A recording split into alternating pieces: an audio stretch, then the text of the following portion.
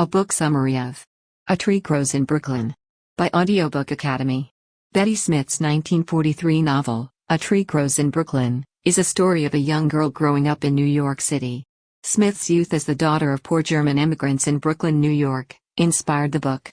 After its release, the book was a big smash and a huge success. When a cinematic adaptation was developed 2 years later, it won 2 Academy Awards.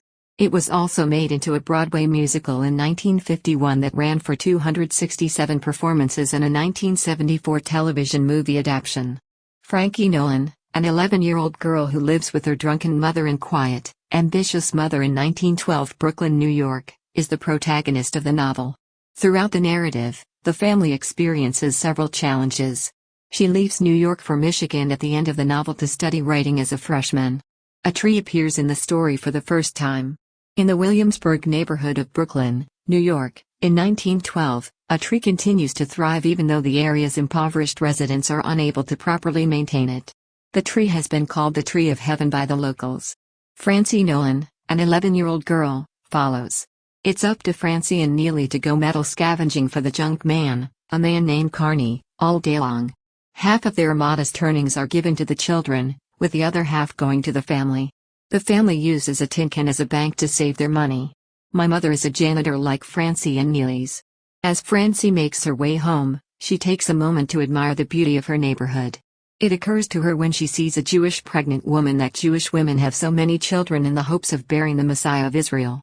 It's Francie's opinion that women in Ireland are more ashamed of becoming pregnant than women in other cultures. It's revealed in Chapter 3 that even though his alcoholism is uncontrollable, Francie's father is still her favorite person in the world. Johnny, Francie's father, is unable to provide for his family due to his excessive drinking. For dinner, Francie's scrap metal money bought her many stale loaves of bread for the family. However, her mother is said to be extremely resourceful with stale bread, and the family will eat it for the next week as a side dish. The next morning, Johnny tells his parents he worked as a cater waiter and made $3, plus a bonus of a bag of leftover food from the wedding. Before Francie and Neely retire to their beds, the family gathers around a table to have dinner. In the next chapter, the story moves into Book 2. The narrative of Katie and Johnny's romance and early marriage is told throughout Book 2. Hildy O'Dare was Katie's best friend and Johnny's ex-girlfriend. Johnny was meant to bring a date for Katie, and the two were scheduled to embark on a double date. Then, Katie decided she didn't enjoy her date, so she set out to win Johnny. The reader is also given a glimpse into Katie's childhood and the family she grew up in. For his daughters, Thomas demanded that they all work and never marry, so that they could give him all of their profits. Katie was one of 4 daughters. Mary, Katie's mother, was a devout Catholic who went to great lengths to keep her children safe from their abusive stepfather. She made sure that they never learned their father's soul language, German. As a result, the children were unable to communicate with or comprehend their father. She married at the tender age of 14 and named her spouse John, even though he didn't have the same name. Sissy and John had 4 children, all of whom died. In the end, she broke up with him, blaming him for the murders of her friends. Afterwards, she married another man she referred to as John, and they had a son. This John, who was also born dead, had 4 additional children with Sissy. Her third spouse, John, was also her third husband. A nun called Eliza followed her older sister's footsteps, and Evie married Willie and moved to a nicer part of town. She wants her children to be musicians, so she's paying for them to take lessons. She's not the only one doing this. Johnny, on the other hand, is descended from Ruthie and Mickey, 2 Irish immigrants. Among 4 sons, he was the only one who lived to see the age of 35, all of his siblings died at a young age. The first year of Katie and Johnny's marriage is spent blissfully in love. A school is where they both do their nightly cleaning. Pregnancy is imminent for Katie. Because she believes that Johnny will become disengaged if she is not present, this concerns her. In order to ease her mind, Katie continues to work up until the moment of her due date. Johnny gets drunk and loses his job as she is giving birth. Francie is the baby's name once it is born. Because she feels that owning land is the only way out of poverty, Katie's mother attempts to persuade her to begin saving for it. She also tells Katie to read aloud to her children so that they can develop their literacy skills as a result of this. For Katie, Sissy carries along a copy of Gideon's Bible and Shakespeare so that she may begin teaching Francie how to read. Francie is a fragile infant who is frequently in need of medical attention. The Tree of Heaven, which endures in spite of all odds, is a metaphor that Katie likens to this little survivor. Katie discovers she is pregnant with her second child just 3 months after the birth of Francie. However, when Neely is born, he is in excellent health. Katie eventually admits that she prefers Neely to Francie and Johnny, but she swears to keep this a secret from Francie. As Johnny's drinking worsens, Katie is forced to lock him in their bedroom for the night when he goes on a 3-day binge. He screams and cries at her in front of the neighbors. Because of this, Katie has decided to relocate the family in a different part of Williamsburg on the outskirts. The family gets to reside in the new apartment for free in exchange for Katie and Johnny cleaning the building. To begin with, Johnny lends a hand around the house, but his drinking soon takes over, and he begins to slack off. The children of Francie and Neely are left alone all day while their parents are at work. Children playing in the street while their parents are doing menial jobs is a symptom of grief in a neighborhood, the narrator says. After Francie and Neely mistake some condoms from the condom factory where she works for balloons and string them up outside the house, the family will soon have to move once more. When Katie found out that her sister had condoms, she decided to ban her from entering her house ever again. The family is relocating to a different Williamsburg flat. 6-year-old Francie has been told she must wait 1 more year before starting school with her brother so that they can start together. The tree of heaven sprouts out of the concrete in a courtyard from the kitchen of the family's new residence. The piano, which belonged to the family that lived in the flat before the Nolans, is still in the living room because they couldn't afford to relocate it. Francie is overjoyed whenever her father takes the time to play a song for her and her siblings. A burning desire takes hold of Katie, and she sets out to learn how to play the piano. She swaps housekeeping services for piano lessons with a woman who lives in the building. As soon as Francie attends school in the autumn, the professors treat her as if she were one of the poorer pupils. All the underprivileged students are forced to sit in the back of class. Children are only allowed to use the restroom during recess, but bullies hinder them from doing so because they are afraid of the bullies. As a result, the unfortunate children are forced to pee themselves on a regular basis or learn to hold it in until they return home. Francie wets herself one day, and Sissy shows up to get her up after school. Francie tells Sissy that her instructor won't allow her go to the bathroom because she has wet herself. In order to avoid being intimidated, the teacher starts allowing Francie to use the restroom whenever she has to because of Sissy. Katie begins cleaning Francie's head with a caustic soap and brushing her hair with kerosene in order to prevent her from contracting lice at school. Francie is embarrassed by the kerosene's strong odor, which fills the entire classroom. However, she is relieved that she does not suffer from lice. Another unusual method of preventing illness that Katie uses to keep her children safe from the mumps pandemic is to tie garlic cloves around their necks. Francie's isolation from her peers grows as a result of these approaches, and she has no one to confide in at school. In a nearby neighborhood, Francie discovers a new, smaller school and begs her parents if she can transfer there. As they get at the school, Johnny explains to Francie that they need to collect an address from one of the neighboring houses in order to convince the school that they actually do live in the neighborhood. Because Neely insists on going back to their previous school, Katie reluctantly decides to transfer Francie by herself. Every day, Francie has to walk 24 blocks to her new school, but she doesn't mind because she prefers it to her previous one. A Democratic organization hosts a party for women, who will soon be able to vote, in order to encourage them to support the Democratic candidate. Democrat Johnny wants to demonstrate to his children that everything is possible in the United States of America. After seeing Sergeant McShane during the party, Katie develops a crush on him. Thanksgiving is just around the corner, which means that the children will soon be begging for treats at the local stores. Keeping the custom alive, many store owners hand out freebies to the kids that frequent their establishment in the hopes that they will return with more money. If any of the students at Francie's school are interested in taking home a tiny pumpkin pie that has been given, their teacher will let them know. Even though Francie claims she'll give the pie to a deserving family, when she gets home, she finds herself devouring the entire pie. The next day, the instructor inquires about the pie, and Francie fabricates a narrative about the family she gave it to. However, this does not persuade the teacher. Francie and Neely take part in another local Christmas ritual, which entails going to a nearby tree lot and being pelted with dead trees by the lot's owner. To keep the tree free of charge, one must catch the tree and remain standing while doing so. The lot owner regrets hurling a tree at 2 children, but they insisted, so he did it anyway. There was a tree that Francie and Neely were able to grab and take back home from the lot. Although Katie feels sorry for her children for participating in a competition that was so humiliating, she is glad that they won the tree. With the hope that they would one day be able to escape their circumstances, Katie is determined to give her children the greatest education possible. The day after Christmas, Francie is upset because her mother doesn't seem to appreciate her gift as much as Katie does. Francie gradually becomes aware of how people talk about her father's drinking during the next few months. She is less able to ignore the gnawing hunger in her stomach as she becomes more aware of the extent to which her family is impoverished. In the future, she hopes to become a playwright and compose plays on real-life circumstances and people.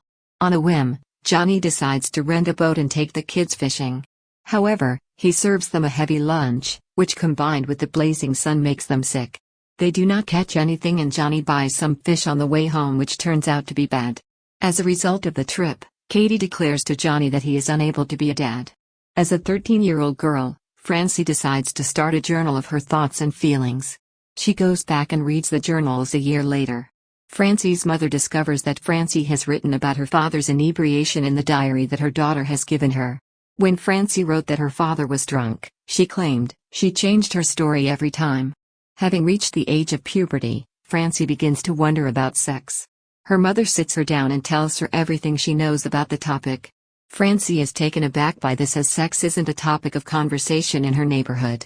Despite her daughter's age, Katie is determined to instill in her a love of learning. Soon after, when a local rapist/murderer is on the run, the topic of this debate is brought up again. This is causing a great deal of anxiety among the residents in our building's immediate surroundings. For the first time in his life, Johnny sleeps with his gun beneath his pillow. Francie is walking home one day when the rapist sneaks under the stairwell and grabs her. While her daughter is in danger, Katie grabs a revolver from her bedroom and shoots the attacker. A doctor administers a sedative to Francie after she is transported to a hospital and the police station. Katie and Johnny are encouraged by the doctor to tell Francie that the incident was simply a bad dream when she wakes up. Aunt Sissy decides to adopt a child since she still wants a baby but does not believe she is capable of conceiving one on her own. She learns that Lucia, a young woman in her community, is pregnant and unmarried. Her father is punishing her by locking her in her room and feeding her just bread and water as a form of discipline. While Lucia's father is abroad, Sissy pays a surprise visit to the girl and offers to adopt the baby and provide a loving home for it. Sissy brings Lucia's newborn daughter home from the hospital when she's just 10 days old.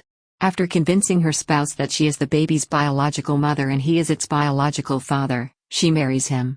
When Johnny is fired from his work as a waiter, he suffers an emotional breakdown as a result of the humiliation and stress. 2 days later, Sergeant McShane arrives and tells Katie that Johnny was found unconscious in the street and that he is dying. In the hospital, Katie watches Johnny's final moments with her eyes closed. They find out the following morning that their father has passed away. As a result of his chronic drunkenness, Johnny succumbed to pneumonia.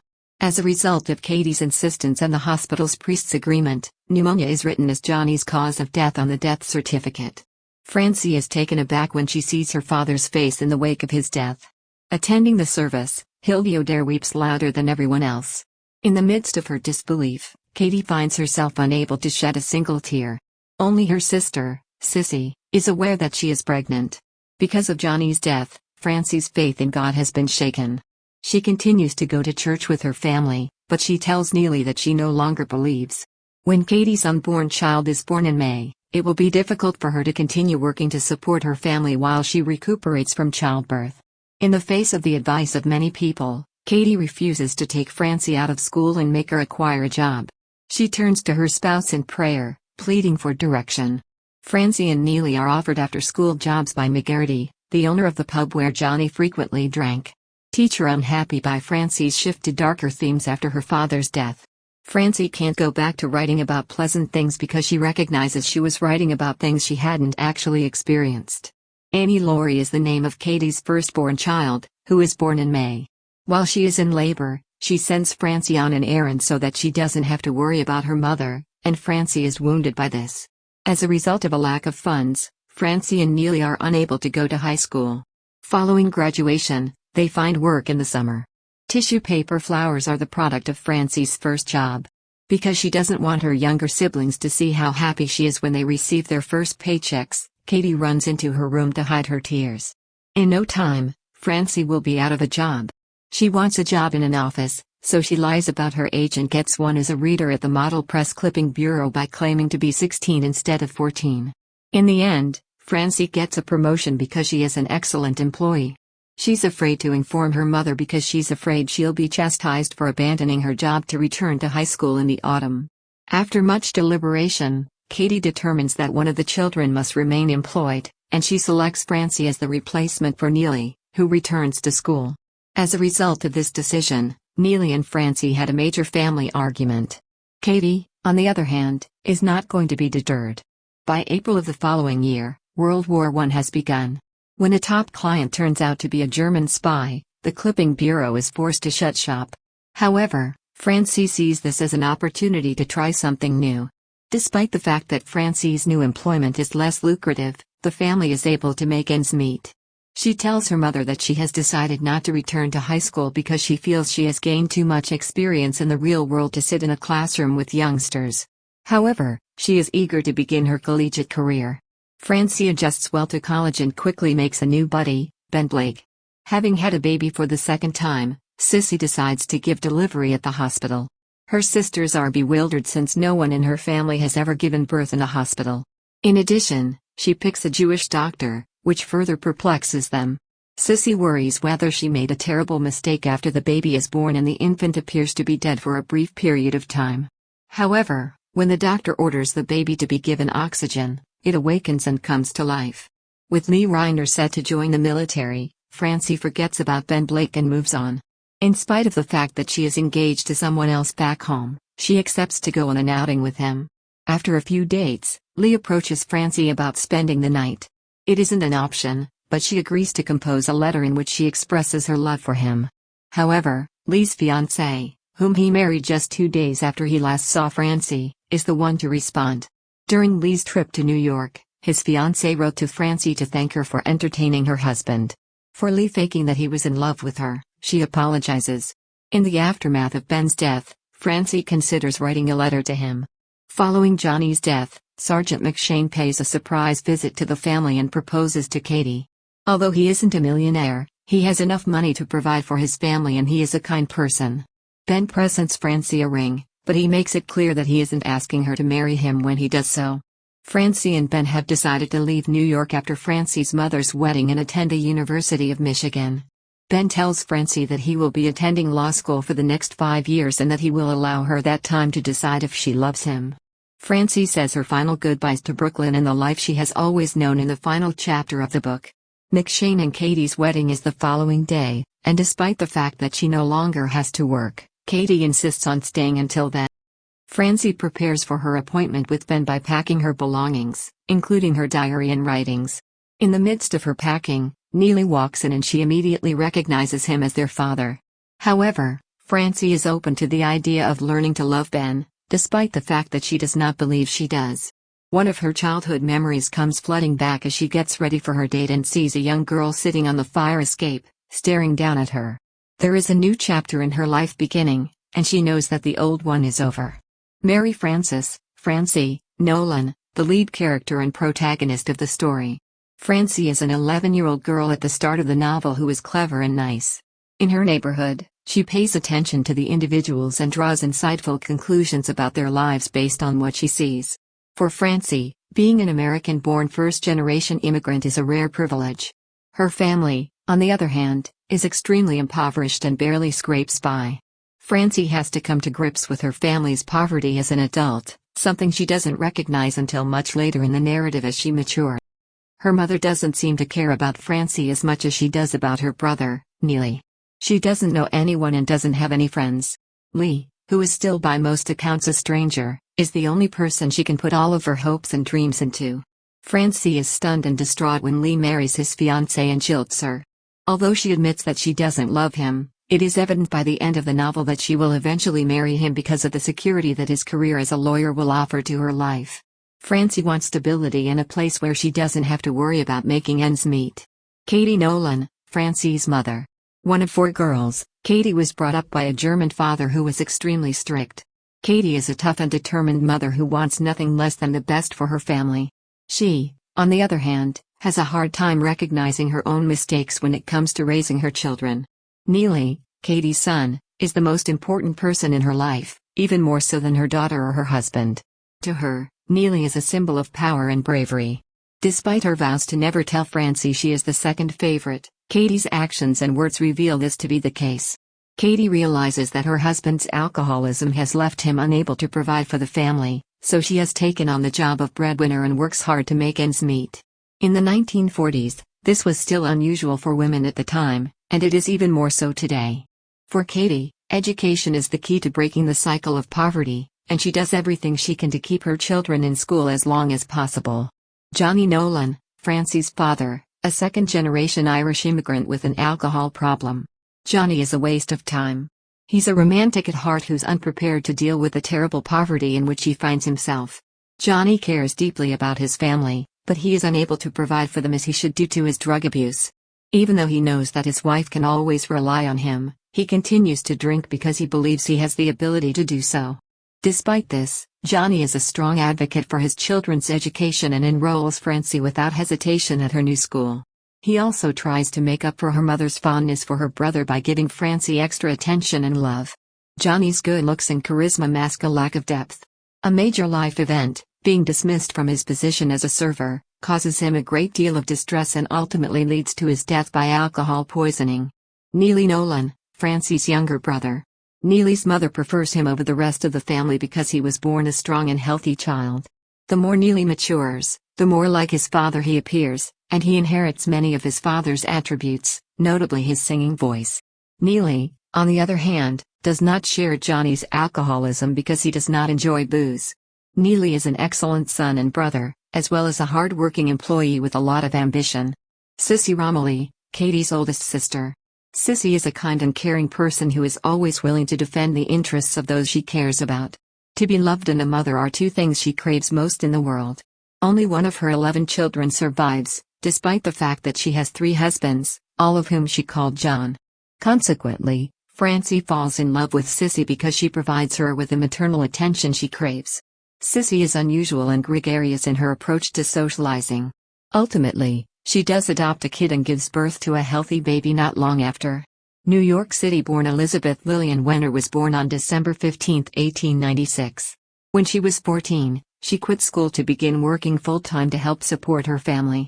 Betty had a variety of odd jobs for 5 years, including a stint at a newspaper clipping agency where she had to read 200 papers a day. Betty was just 19 years old when she enrolled in a girls' high school and became the newspaper's editor. Betty's mother remarried in 1918, and Betty adopted her mother's new last name, Keogh. Betty married George Smith in 1919 and moved to Ann Arbor, Michigan, where she took the name Smith for the rest of her life. Betty began taking playwriting seminars at the University of Michigan and began writing plays.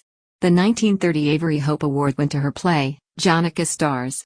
Betty attended Yale University's drama school from 1931 to 1934 and continued to compose plays, 2 of which were staged, during this time period. Legally separating in 1933, Betty and her husband divorced in 1938. Betty got a $1,200 Rockefeller Fellowship in the following year, and a $1,000 Rockefeller Dramatist Guild Award in the following year.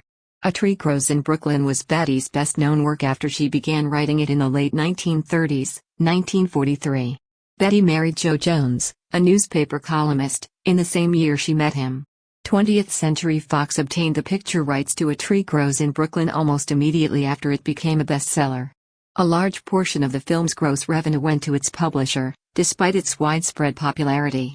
Betty had made over $100,000 from the book's sales by the end of 1945.